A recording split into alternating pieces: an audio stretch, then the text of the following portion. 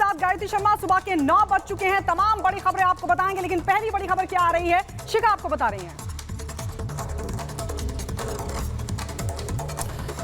नमस्कार, मैं हूं आपके साथ शिखा शर्मा और बुलेटिन की शुरुआत करेंगे बड़ी खबर के साथ। आपको बता दें कि मिशन पूर्वांचल पर है गृह मंत्री अमित शाह। ये बड़ी खबर आपको बताते हैं। श्रीकला रेड्डी जिन्होंने अमित शाह से मुलाकात की है और चुनाव पर चर्चा की है, बड़ी जानकारी मिल रही है। देखिए किस तरीके से मिशन पूर्वांचल पर गृह मंत्री अमित शाह है। ऐसे में बड़ी खबर आपको बता दें, श्रीकला रेड्डी जिनका टिकट कट गया था बीएसपी की तरफ से, अमित शाह से मिली है श्रीकला रेड्डी। चुनाव को लेकर चर्चा की है सोशल मीडिया पर। श्रीकला रेड्डी ने इस बात की जानकारी दी है। धनंजय सिंह की पत्नी है श्रीकला रेड्डी। धनंजय सिंह जो बाहुबली है, उनकी पत्नी है श्रीकला रेड्डी और गृह मंत्री अमित शाह से मिली है। उसकी तस्वीर आपको दिखा रहे हैं सोशल मीडिया पर। श्रीकला रेड्डी ने इस बात की जानकारी दी है और कहा है कि चुनाव को लेकर चर्चा हुई है। और जहां अमित शाह एक तरफ पूर्वांचल के मिशन पर हैं, तो वहीं आपको बता दें समाजवादी पार्टी को पूर्वांचल में लगा है बड़ा झटका। राम इकबाल सिंह जो कि उनके पूर्व विधायक हैं, उनकी तरफ से पार्टी को छोड़ दिया जाएगा। आपको बता दें और वो बीजेपी में शामिल हो सकते हैं। बड़ी जानकारी आपको दे दें, ये बड़ा झटका पूर्वांचल में, क्योंकि आखिरी चरण में पूर्वांचल की कई सीटों को चुनाव होना है। और इस बीच आपको बता दें समाजवादी पार्टी को यह बड़ा झटका माना जा रहा है। पूर्व विधायक राम इकबाल छोड़ेंगे पार्टी, समाजवादी पार्टी को छोड़ देंगे राम इकबाल। और यह बताया जा रहा है कि वो आज बीजेपी में हो सकते हैं शामिल, आज नारद राय भी बीजेपी में हो सकते हैं शामिल। तो यह बड़ा झटका पूर्वांचल में समाजवादी पार्टी को, जहां एक तरफ बीजेपी लगातार पूर्वांचल के मिशन पर है और कई सीटें हैं पूर्वांचल की जिस पर चुनाव होना है आखिरी चरण में। और ऐसे में तमाम जो दल है अपनी अपनी रणनीति में जुटे हुए हैं, लेकिन यह बड़ा झटका समाजवादी पार्टी के लिए माना जा रहा है, क्योंकि राम इकबाल सिंह समाजवादी पार्टी को छोड़कर शामिल हो सकते हैं आज बीजेपी में। यह बड़ी जानकारी आपको दे दें। और साथ ही नारद राय भी बीजेपी का दामन थाम सकते हैं। तो समाजवादी पार्टी छोड़ेंगे पूर्व विधायक राम इकबाल सिंह और पूर्वांचल के पकड़ उनकी मानी जाती है राम इकबाल सिंह की। और ऐसे में अगर समाजवादी पार्टी को छोड़कर बीजेपी में शामिल होते हैं तो जाहिर तौर पर बीजेपी को मजबूती देंगे और ये बड़ा झटका समाजवादी पार्टी के लिए होगा। आखिरी चरण बचा हुआ है, तमाम दल अपनी अपनी ताकत झोंक रहे हैं, लेकिन इसी कड़ी में अगर समाजवादी पार्टी को राम इकबाल सिंह छोड़कर बीजेपी का दामन थामते हैं तो ये बड़े नुकसान का कारण समाजवादी पार्टी के लिए होगा। तो देखिए किस तरीके से पूर्वांचल को साध रहे हैं गृह मंत्री अमित शाह, ये आपको बताते हैं। धनंजय सिंह जो पूर्व सांसद हैं, जौनपुर, वाराणसी, मिर्जापुर में इनका काफी प्रभाव है। श्रीकला रेड्डी जिन्होंने अमित शाह से मुलाकात भी की है। अब नारद राय की अगर बात करें तो देखिए पूर्व मंत्री हैं, समाजवादी पार्टी से आते हैं। बलिया, गाजीपुर, मऊ में इनका असर देखा जा रहा है, ये भी पार्टी से खासा नाराज नजर आए हैं।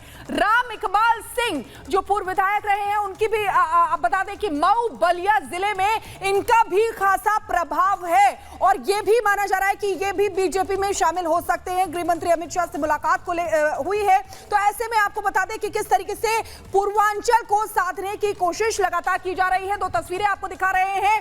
सवाल यही कि क्या नारद राय भी बीजेपी में शामिल होंगे।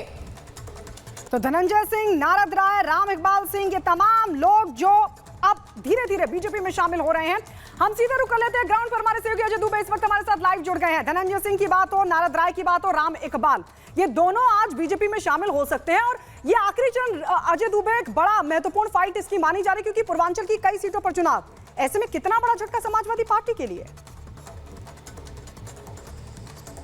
बिल्कुल, आज गृह मंत्री अमित शाह का पूर्वांचल में कई सारा कार्यक्रम भी है। बलिया में, गाजीपुर में, बलिया में रैली है, गाजीपुर में रोड शो है और बलिया की रैली में ही माना जा रहा है कि नारद राय और राम इकबाल सिंह आधिकारिक तौर पर बीजेपी का हिस्सा बन जाएंगे। समाजवादी पार्टी का अंतरकलह, अंतरफूट जो है उसका असर साफ तौर पर बलिया में दिखाई दे रहा है। जातिगत गणित में एक हद तक जहां माना जा रहा था कि समाजवादी पार्टी बलिया में एज में दिखाई दे रही है, अब नारद राय के भूमिहार वोट और अगर राम इकबाल सिंह और उनके समर्थक ठाकुर वोटरों की बात करें, वो अगर मूव करता है तो बड़ा डेंट इससे समाजवादी पार्टी को लगता हुआ दिखाई देगा। तो जो अंतरकलह है समाजवादी पार्टी का, जो शुरू हुआ था मुरादाबाद से जब फर्स्ट फेज की वोटिंग थी, वो अब अंत में जब बलिया में आखिरी फेज की वोटिंग होने आई है, यहां भी उसकी तस्वीरें अंतरकलह की देखने को मिल रही हैं। बिल्कुल अजय, देखा जा रहा है कि लगातार देखिए किस तरीके से श्रीकला रेड्डी की बात कर लें, धनंजय सिंह की बात कर लें जो उनके पति हैं, साथ ही साथ राम इकबाल सिंह और अब ये क्या कहते हैं नारद राय जो पूर्व मंत्री रहे, इनका खासा प्रभाव जो है पूर्वांचल पर देखा गया है। क्या यही एक इंटरेस्ट की वजह हो सकती है बीजेपी की?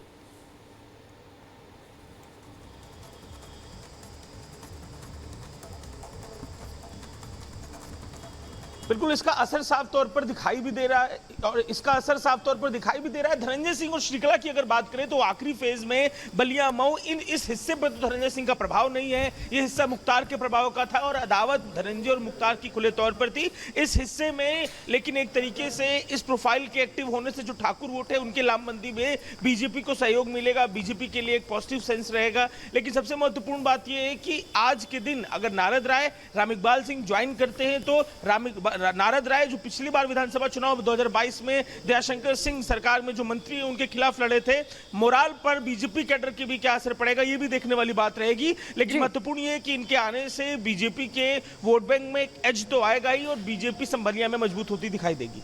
बिल्कुल अजय, बहुत बहुत शुक्रिया हमारे साथ जुड़ने के लिए।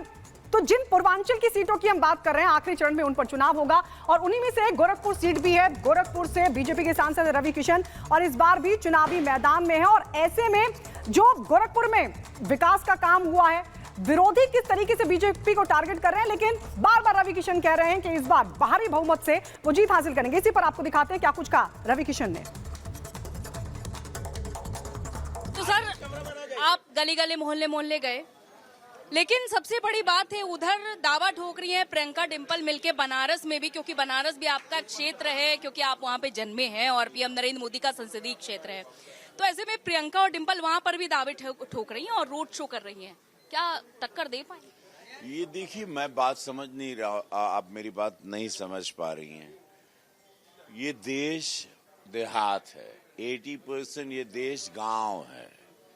इस देश को समझ गए हैं मोदी जी, क्योंकि गुजरात उन्होंने 3 टर्म चलाया। गुजरात